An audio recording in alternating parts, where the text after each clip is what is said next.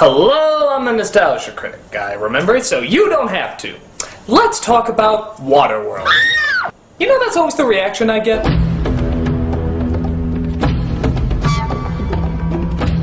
I mean, this film is known as one of the great all-time bombs. It was the most expensive movie made at the time, and it didn't even come close to making its money back. But is it really as bad as everybody makes it sound? Does it deserve all the bad press it continues to get even to this day?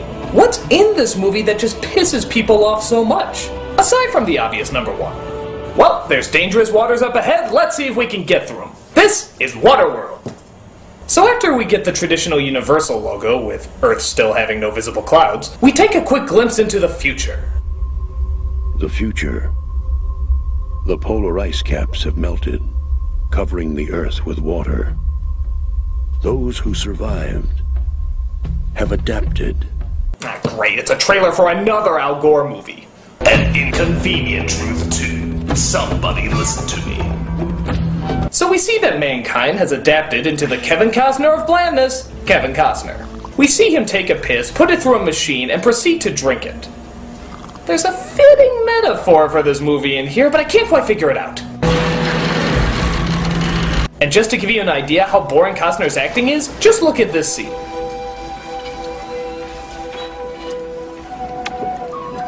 He's actually in these shots. He hasn't left the frame. He just leaves such a small impact on the audience that you can't even see him. Huh, that takes talent.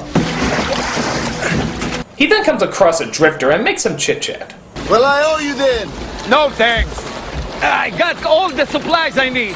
Two drifters meet, something needs to be exchanged. I know the code. Nothing's free in Waterworld. Hey, it's the motto the producers of this movie always said. But it turns out the drifter stole his plant and an evil band of water terrorists called the Smokers are out to get him.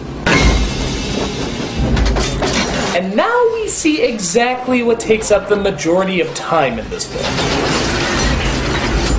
Stuff! Just stuff! Ooh, look at that stuff go! Have you ever seen so much stuff happening at the same time? Ooh, now he's spinning some stuff. That stuff must be important because that stuff allows him to do this stuff. Oh, look out for that stuff. Knock that stuff over so you can pick up that other stuff while you're busy trying to handle this stuff. Stop! Stop! Stop! So he knocks out the other drifter's boat, and the Smokers catch up with the drifter and shoot him. Which begs the question, why didn't they just shoot Costner? But let's leave the small plot holes for the bigger plot holes. He reaches a city that sort of looks like a papier-mâché toilet seat and sells a jar of dirt for a ton of money. He comes across Hulk Hogan's barber here as he's told about a map to dryland that apparently is tattooed on the back of a little girl. One more. Make it two. Man, this rich will fight for a fellow like water, I'm sure. One. That's an interesting pair of boots you got. I'm confused. Is he trying to establish himself as the arch nemesis or trying to ask Costner out on a date? Have you ever had a freshwater bath? Why are you talking to me? Just being friendly. Before Costner heads out, though, he's offered an Asian chick. That's nice. We can look to our own for impregnation, but too much of that sort of thing gets undesirable. She's pregnant. You're going away with all the supplies you need. You don't have anything. You're dying. That was a good read, Costner, but why don't you try it once more and this time fucking care? No man stays out that long and turns down a woman. He's hiding something. Maybe he's a smoker spy. Maybe he's gay. Did they not survive high water? So upon closer inspection, they find out that Costner is a mutant. Gills.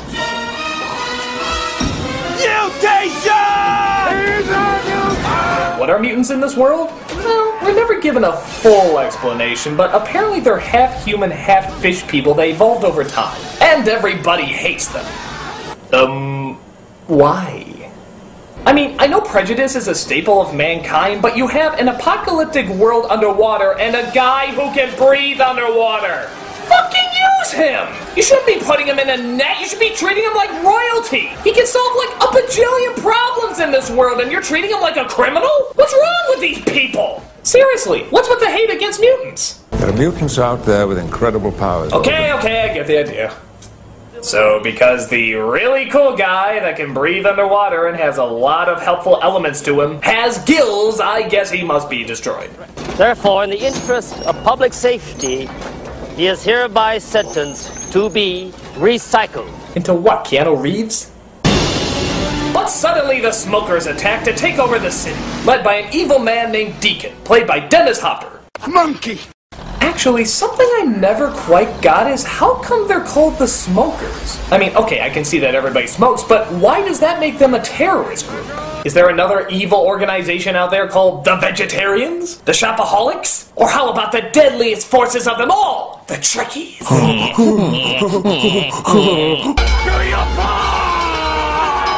Alright, Costner, I want you to watch very closely what these people are doing. This is called giving a shit. You should try it sometime, and maybe your acting will improve. Okay, now this is turning into a water show. Just slap the Universal Studios Florida logo at the bottom, and the advertising takes care of itself. Look out! They're about to do a human triangle! So an old man named Gregor accidentally pushes the lever that launches his hot air balloon that he had in his room. This forces him to leave his friend Helen and the little girl named Enola behind. I'm sorry! It was an accident! I can't come back! I don't know how it works! Goodbye, folks! So Helen and Enola have no choice but to free Costner and have him lead them out of the city.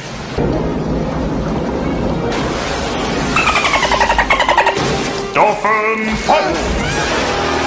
This, of course, leads to, you guessed it, more stuff! Oh, look, he's pulling that stuff! If you start cutting that stuff, that'll allow you to start swinging on this stuff. Push that stuff, pull that stuff, look out for that stuff. Oh, I'm out of material.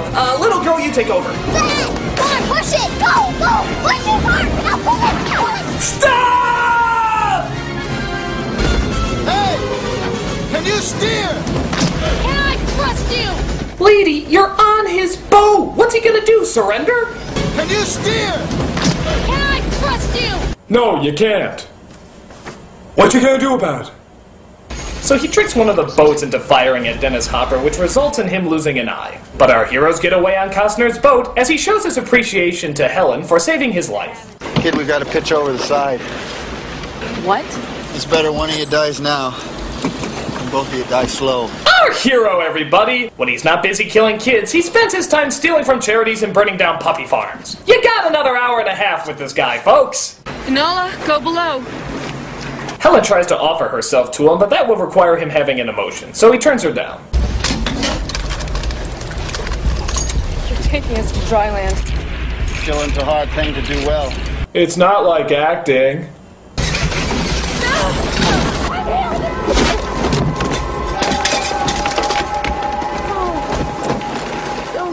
So I guess her trying to kill him softens him up, apparently, as he decides not to finish the girl off. But she soon turns out to be a nuisance as she draws all over his boat and continues to pester him. I'm not afraid of you. I told Helen you wouldn't be so ugly if you cut your hair. Fact, you talk all the time. Storm when you're around. Once again, our hero, everybody. Tired of hating the Nazis so much? Why don't you try the main character of this film? There's plenty of jerk to go around. Bastard! She can't swim! Wait. She can't swim. She's in a place called Waterworld, and she can't swim? Isn't that kind of like being in the Antarctic and not knowing how to put on a coat? I mean, hello, something's going without saying! So Costner swings around and picks them both up. But before they could, I don't know, develop character, two of the smokers arrive and try to destroy them. That's a nice touch. That's them. By the way, that's Jack Black piloting the plane there. You'll remember him from such future disappointments as Gulliver's Travels.